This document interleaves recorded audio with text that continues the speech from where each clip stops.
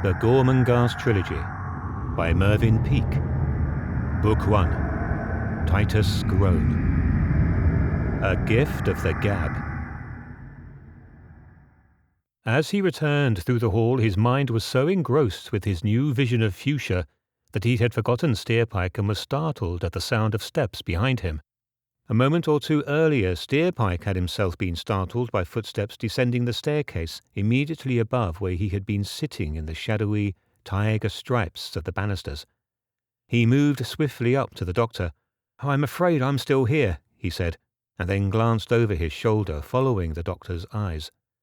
Steerpike turned and saw, descending the last 3 steps of the staircase, a lady whose similarity to Dr. Prunsquallor was unmistakable, but whose whole deportment was more rigid.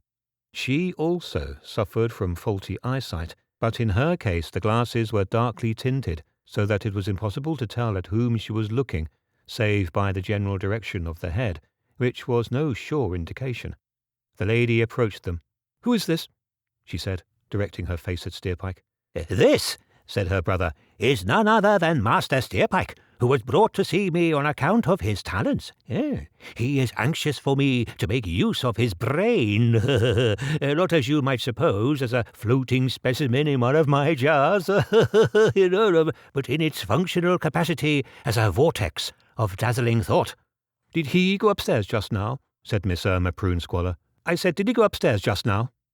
The tall lady had the habit of speaking at great speed, and of repeating her questions irritably before there had been a moment's pause in which they might be answered.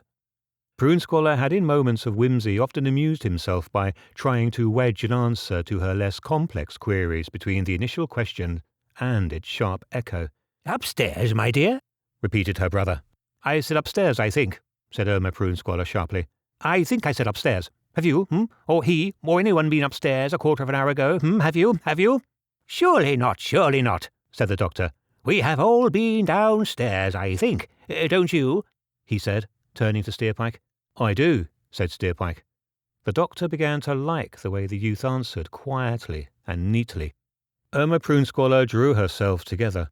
Her long, tightly fitting black dress gave peculiar emphasis to such major bone formations as the iliac crest, and indeed the entire pelvis, the shoulder blades, and in certain angles, as she stood in the lamplight, to the ribs themselves.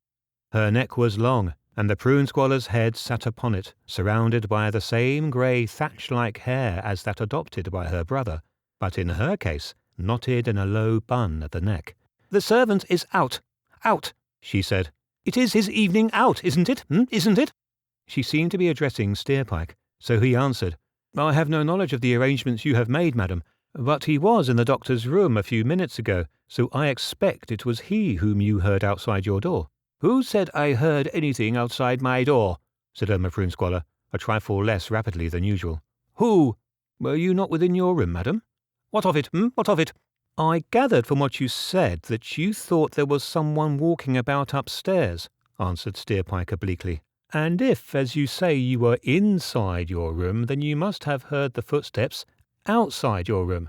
That is what I attempted to make clear, madam." "You seem to know too much about it, don't you? Don't you?"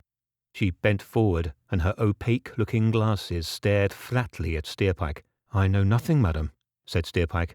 "What, Irma dear, is all this, What in the name of all that's circuitous is all this?" "I heard feet. That is all. Feet," said his sister, and then, after a pause, she added with renewed emphasis, "feet." "Irma, my dear sister," said Prunsquallor, "I have 2 things to say. Firstly, why in the name of discomfort are we hanging around in the hall and probably dying of a draught that, as far as I'm concerned, runs up my right trouser leg and sets my gluteus maximus twitching? And secondly, what is wrong, when you boil the matter down, with feet, I've always found mine singularly useful, especially for walking with, in fact. One might almost imagine that they have been designed for that very purpose." "As usual," said his sister, "you are drunk with your own levity. You have a brain, Alfred. I have never denied it, never.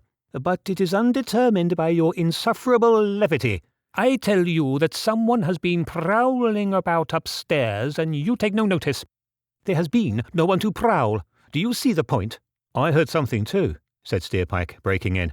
"I was sitting in the hall where the doctor suggested I should remain while he decided in what capacity he would employ me, when I heard what sounded like footsteps upstairs. I crept to the top of the stairs silently, but there was no one there, so I returned." Steerpike, thinking the upstairs to be empty, had in reality been making a rough survey of the first floor, until he heard what must have been Irma moving to the door of her room, at which sound he had slid down the banisters. "You hear what he says?" said the lady, following her brother with a stiff irritation in every line of her progress. "You hear what he says?" "Very much so," said the doctor. "Very much so indeed. Most indigestible." Steerpike moved a chair up for Irma Prunsquallor with such a show of consideration for her comfort and such adroitness that she stared at him and her hard mouth relaxed at one corner. "Steerpike," she said, wrinkling her black dress above her hips as she reclined a little into her chair. "I am at your service, madam," said Steerpike.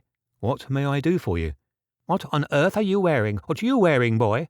"It is with great regret that at my introduction to you I should be in clothes that so belie my fastidious nature, madam," he said. "If you will advise me where I may procure the cloth, I will endeavour to have myself fitted tomorrow, standing beside you, madam, in your exquisite gown of darkness." "Gown of darkness is good," interrupted Prunsquallor, raising his hand to his head, where he spread his snow-white fingers across his brow. "Gown of darkness, a phrase, definitely a phrase." "You have broken in, Alfred," said his sister. "Haven't you, haven't you?" "I will have a suit cut for you tomorrow, Steerpike," she continued. "You will be here, I suppose. Where are you sleeping, Is he sleeping here? Where do you live? Where does he live, Alfred? What have you arranged? Nothing, I expect. Have you done anything? Have you?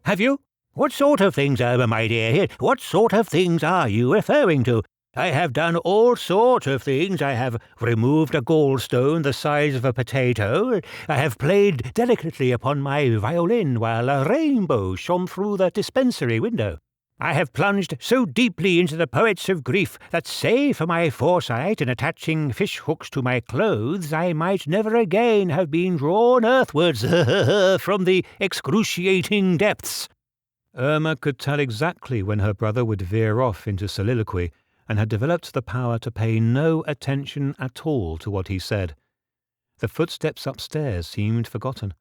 She watched Steerpike as he poured her out a glass of port with a gallantry quite remarkable in its technical perfection of movement and timing.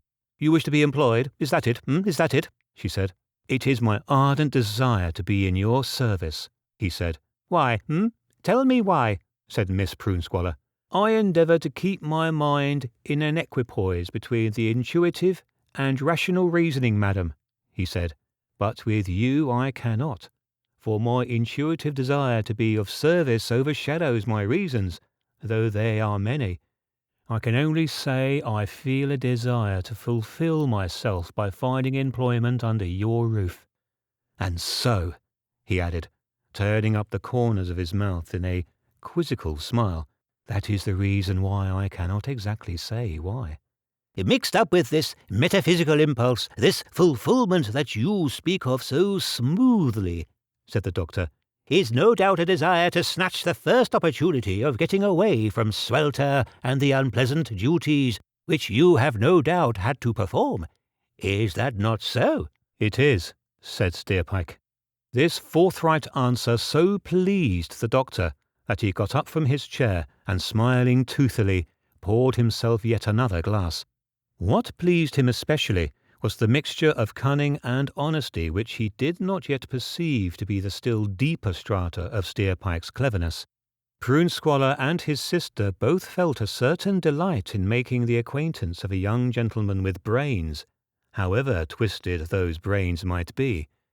It was true that in Gormenghast there were several cultivated persons, but they very seldom came in contact with them these days. The Countess was no conversationalist. The Earl was usually too depressed to be drawn upon subjects which, had he so wished, he could have discussed at length, and with a dreamy penetration.